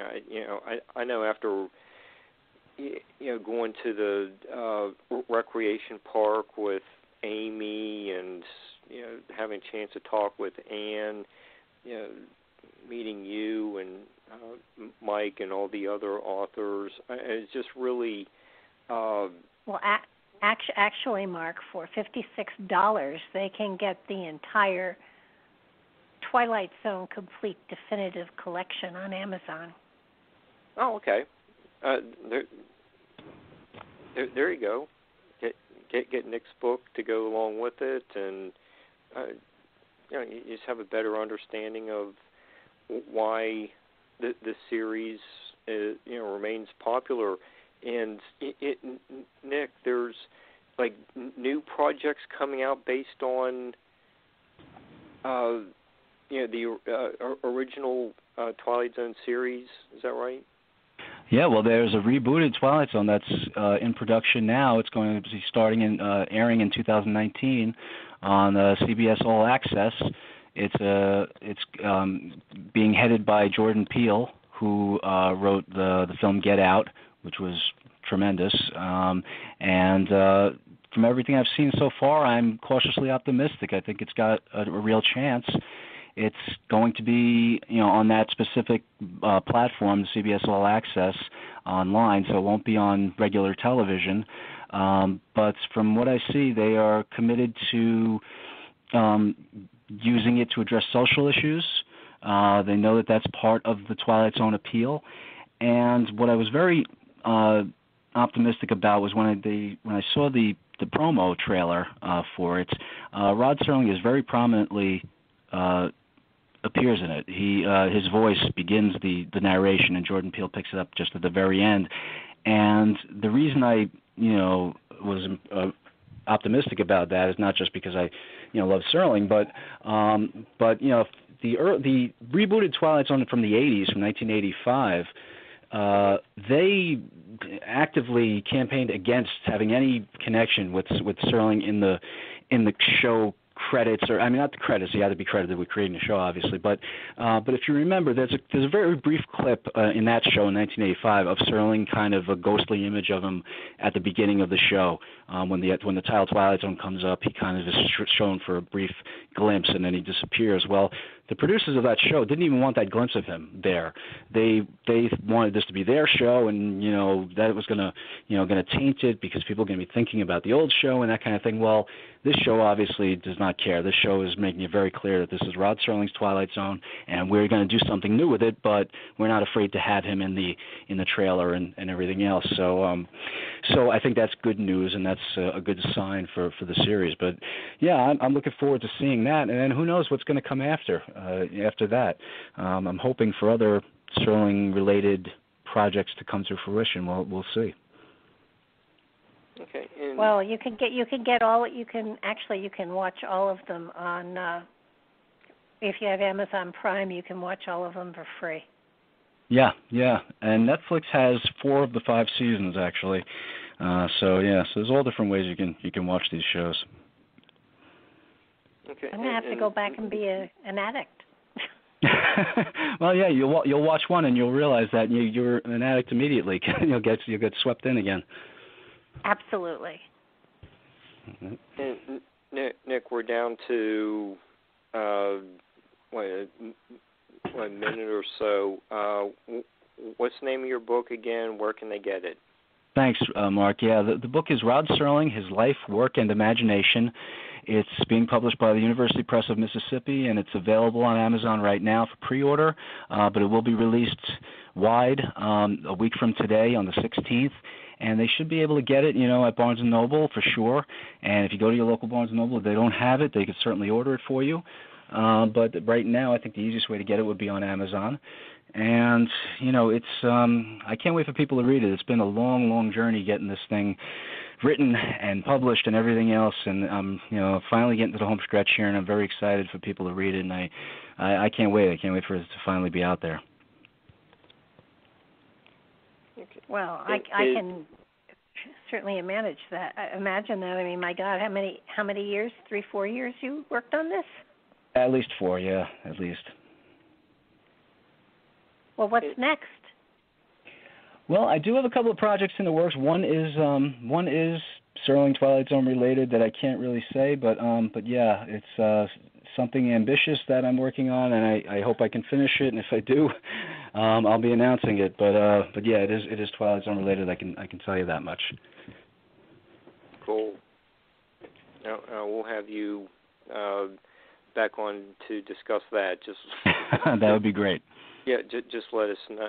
And what's the Rod Serling Memorial Foundation up to?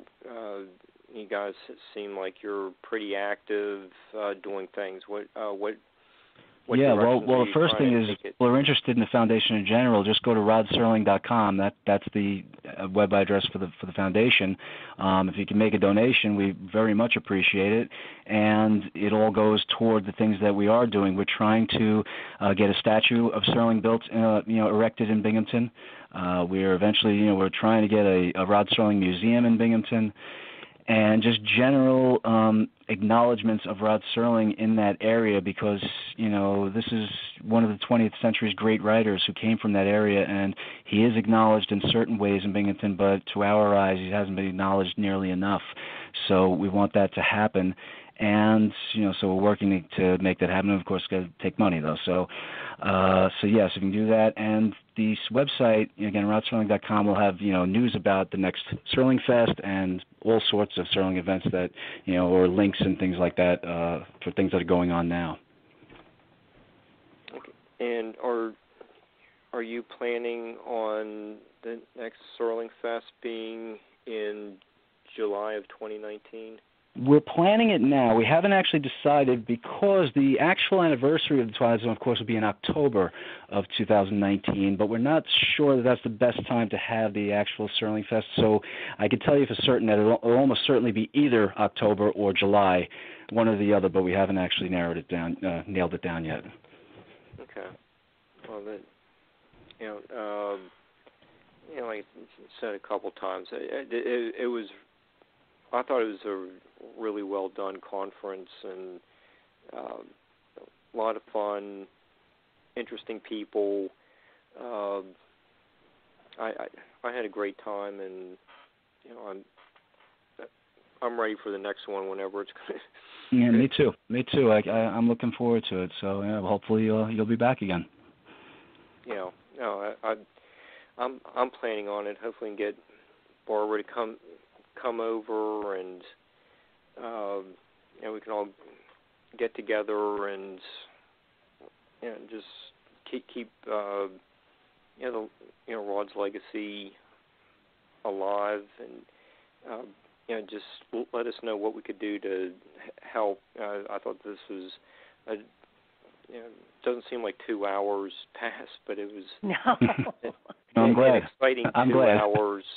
I'm sure the listeners are really going to have a new perspective on the series and his career, and we want to wish you the best of luck on the release of your new book.